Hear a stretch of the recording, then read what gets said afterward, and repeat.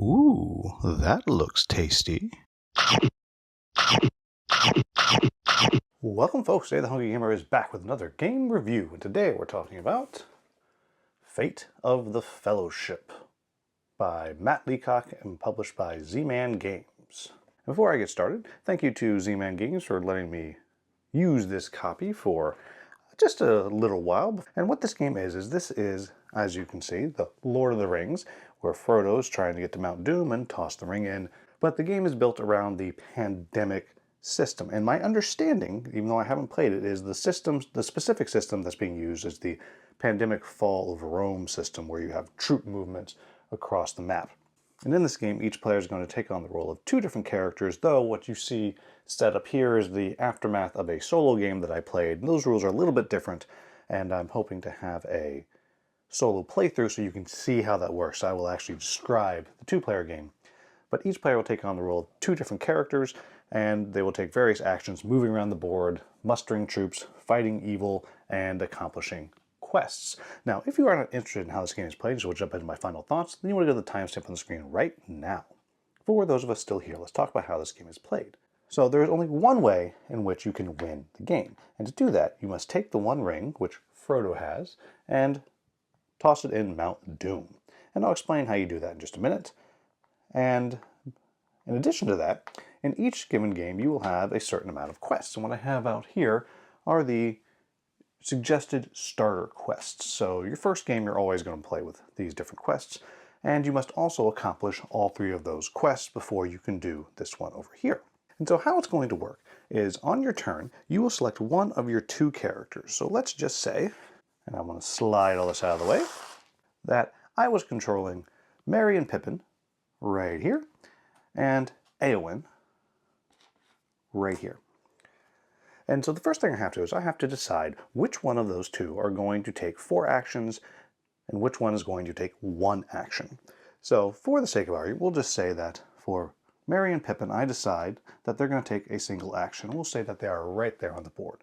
And as I go down, I'm just going to take their special action, which is Loyal Friend, which gives me 1 friendship token. Nice and simple. And you'll see they have other abilities here, and as we go through, they'll make sense. And then down here, Éowyn has her own abilities. And we will just say that she is right here in Fangorn Forest. And I'm going to move these things around a bit.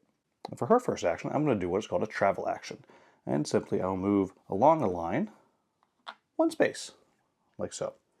Then I'm going to take a muster action.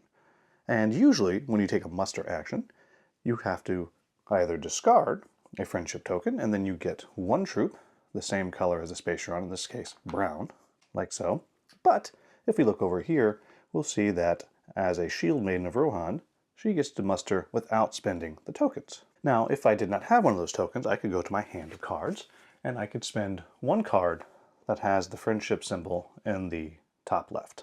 And the type of troop you're going to recruit will depend on the color of space that you are on. So here, we would get blue troops. Down here, we would get elves, the green troops, and up on the top of the board where you can't see, that's where you can get dwarves, who are the gray troops. Now that I've done that, perhaps there are some enemy troops right here. And so for my third action, I'm going to travel again, and I'm going to travel right to here. But anytime a character travels, they can take anybody they want with them. So that can be troops. Maybe if Gandalf was here, I could also bring Gandalf with me. And that would be another action. And now this is the only way that you're going to move your troops around, is if one of your characters is doing a travel action and bringing them along with them. Then for my final action, perhaps I do an attack. So then I look at how many troops do I have. I have 4 troops, and there are 4 shadow troops. So I get to choose how many dice I want to roll, up to a maximum of 3. And to roll 3, I would have to have 3 troops. So what I'm going to do is I roll those dice. And I will point out that there is a very cool dice tower that you're not seeing right now, but you will see in my playthrough. But it's a little bit unwieldy for my specific setup here. And so now we look at the symbols here. So right here, we have each of us loses 1 troop. So just like that. This one here means that the shadow loses 1 troop. And then this one here means that we lose 2 troops if there is a Nazgul in the area. And so as we can see in Rohan right here, there are actually 2 Nazgul, so we would lose 2 troops. So in this case, perhaps I would spend a resistance token, the ring token, to re-roll a die. And so let's say I re-rolled it, and I got that right there. And that means, again, I would lose a troop, but if I happen to be in a haven, which would be like this space here, or this space here, then there would be no effect. The other thing I can do is at the end of my turn, I can spend Valor tokens, or Valor cards, in order to remove shadowed troops. And so we'll just say that I spent these 2 and removed these last 2 troops. Hooray for me. This brings me to another action that you can do. Of course, I would be out of actions now. Now, at this point, I would move on to drawing cards and drawing shadow cards, but before I do that, I will explain the other actions that you can do. You can also do a fellowship action, and this is something that you do not do in the solo game because you only have 1 hand of cards, but that would allow you to give a card from one player to another if they're in the same location. So in this case, I could give one of my cards to the player that's controlling Gandalf. The next action you can do is called a prepare action. And this means if you are in, and I'm going to clear out a few more things here so we can see a little better. And what this means is if you are in a region, you can discard a card of the same region. So in this case, since I'm in Rohan, I could discard the Rohan card and then gain one of these tokens. Now the reason you do this is because you can have a hand of unlimited tokens, but you can only have in your hand 7 cards, though you can't trade tokens to other players. The final action you can do is you can do what is called a capture action. And so if I remove this here, you'll see that Isengard is evil. It's bad. We know this. And if you are ever there with a friendly troop and you spend 3 Valor tokens, then you have captured the location. And you simply get to place it like that.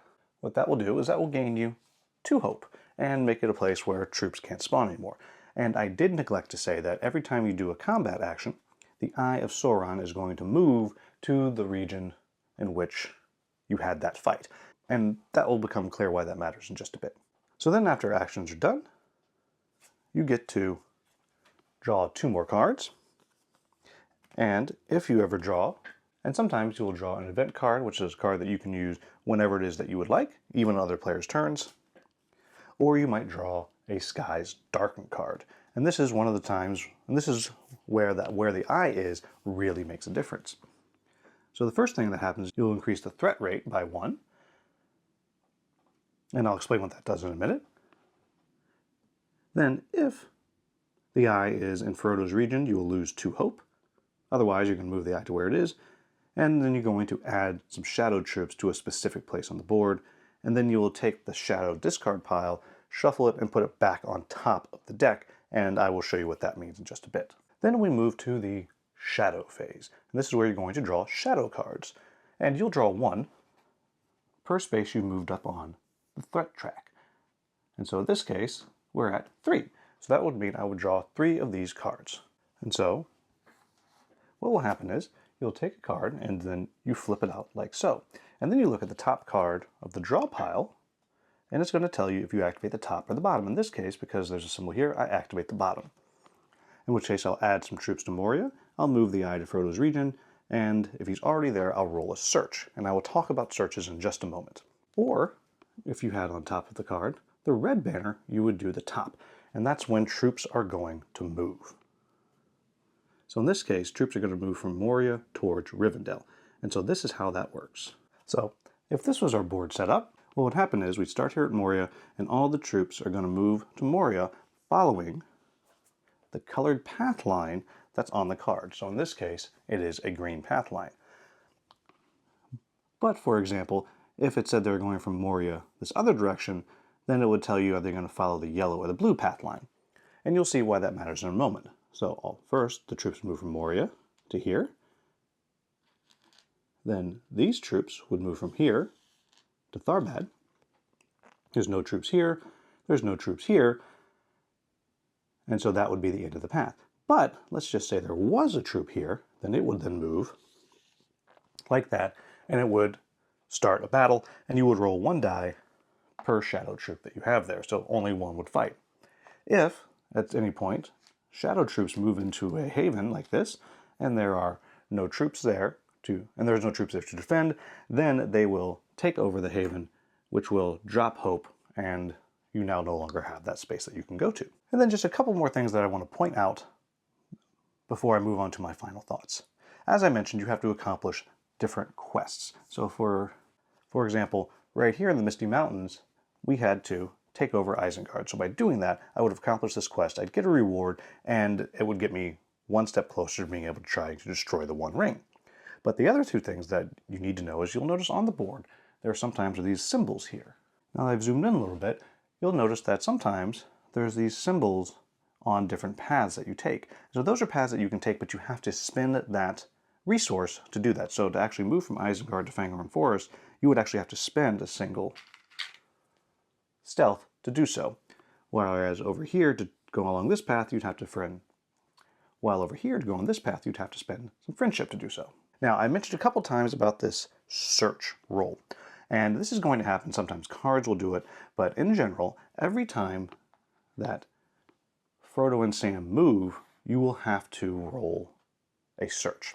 And the way the search is determined is you look at first how many Nazgul are in the area, in this case none, and how many troops are in the location where they are going, in this case none. So in this case nothing would happen.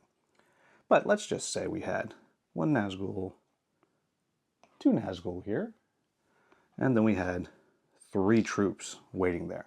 So if I were to move there, I would have to roll 5 search dice. Unless I happen to spend a stealth token, in which case I wouldn't have to make the roll at all. There's another option where I could put on the One Ring, that's a special Frodo ability, which would reduce hope by 1, but then I could ignore these troops here, and I would only roll these 2 dice. So when you roll these dice, a couple things can happen. Either nothing can happen. If you are not in a haven, hope goes down by 1. Hope goes down by 1. Or one of the Nazgul gets summoned back to Mordor. So in other words, he would leave the board here and fly back across the map. And so this is how play will go until hopefully you have accomplished your 3 or sometimes 4 quests, and then you can try to destroy the One Ring. And to do that, you will have to get yourself all the way over here to Mount Doom, spend a total of 5 ring resistance symbols here, and then you can attempt to throw the ring into Mount Doom. And to do this, you'll make a search roll. So in this case, I have 2 Nazgul here, which would mean I roll 2 dice. However, you also add 1 more die for every hope that you have lost. So if I was, say, all the way down here, that's 1, 2, 3, 4, 5. So I would roll a total of 7 dice. And then, if you have survived, you win the game. In this case, I would lose 1, 2, 3, 4, which would end the game, unless I happen to have any ring symbols left over, in which case that would allow me to re-roll some dice. And any characters present could do that, so perhaps if Merry and Pippin were there as well, they could spend some out of their own hand, and we could perhaps re-roll these. And in this case, we would lose 2 hope, 1, 2, and we would survive and win the game. And that's how this game works. So what do I like about this game? First of all, I think it's beautiful. I love that the artwork is a throwback to that 70s Lord of the Rings Hobbit movie, or 60s, or whenever the heck it was, but I love that it's that throwback to that. I really like the aesthetic of it. I like the screen printed meeples. I like that all the little cubes are actually tiny little troops. I think that's very clever. The board is very pretty, and those Ring Wraith minis are really, really cool. I also think that that tower is awesome. And I was not able to show it in either of my videos just because of my manner of shooting top down. I thought maybe I'd be able to get it into the playthrough video, but it cast a huge shadow. I didn't really have space, so whatever. But trust me when I say, it is really, really cool. I really enjoy it. Totally unnecessary, but really cool. I also like how differently all of the characters play. And it seems on the surface that you're going to spend most of your time just doing the basic actions: move, capture, attack, muster. And that's true. That is what you spend most of your time doing. But each of the abilities that these characters have comes into play in really important moments. Being able to have Legolas just go pew take out one troop can be the difference between winning and losing.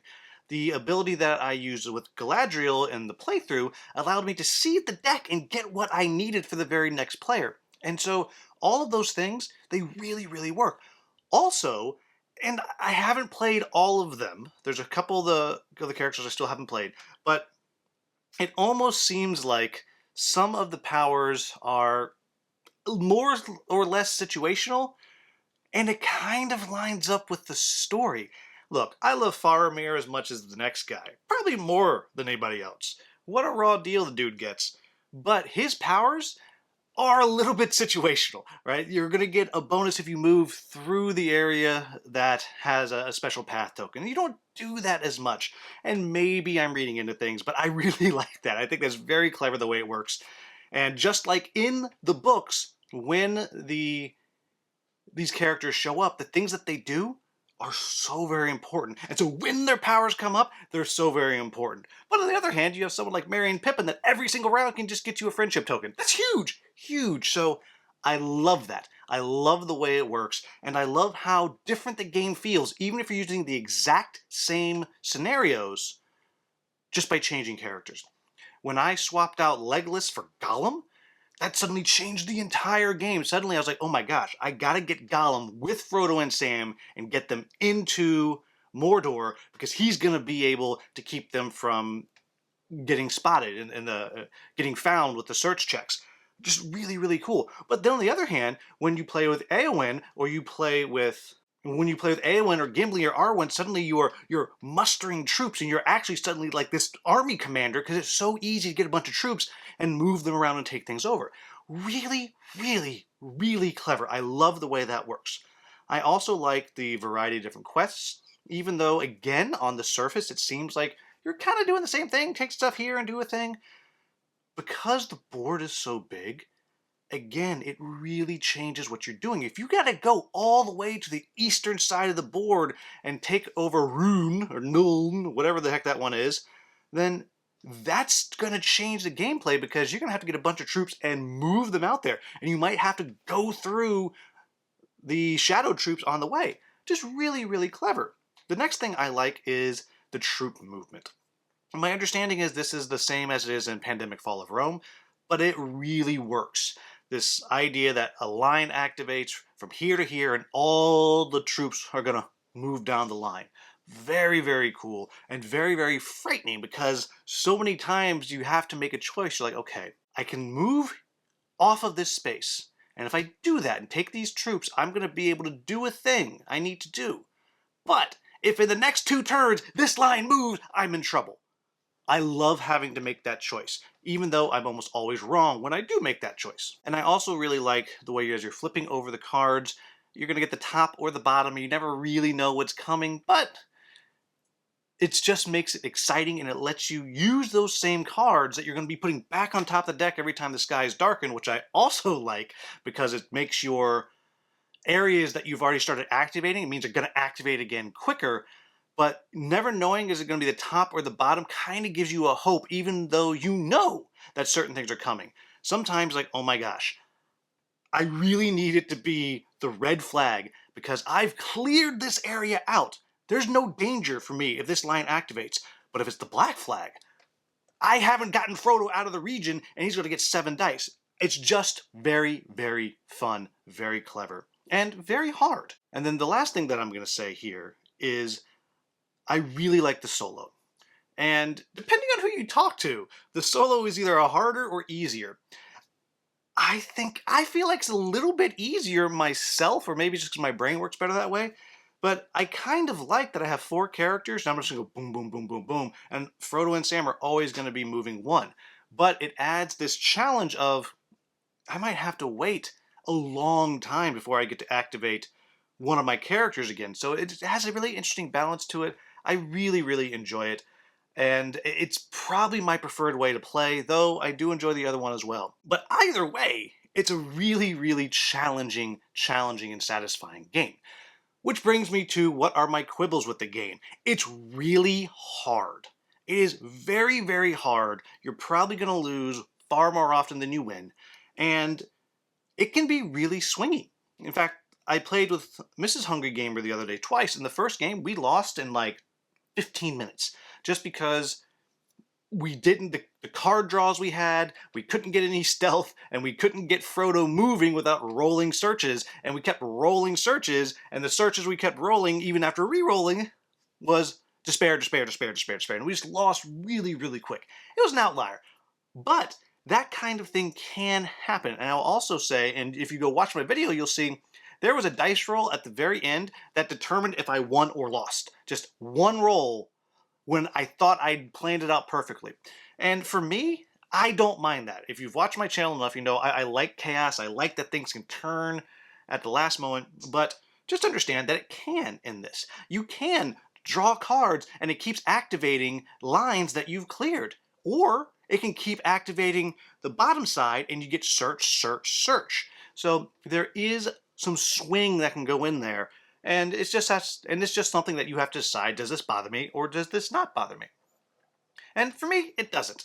Then the only other thing that I will say is, as cool as it looks on the board, there are times when it just gets full of bits and pieces and you're like, okay, where's that? I don't know, you're sliding pieces here, you're moving the ring race, you're trying to slide more troops underneath, you're knocking ring race over, and that might be a sign of my bad play.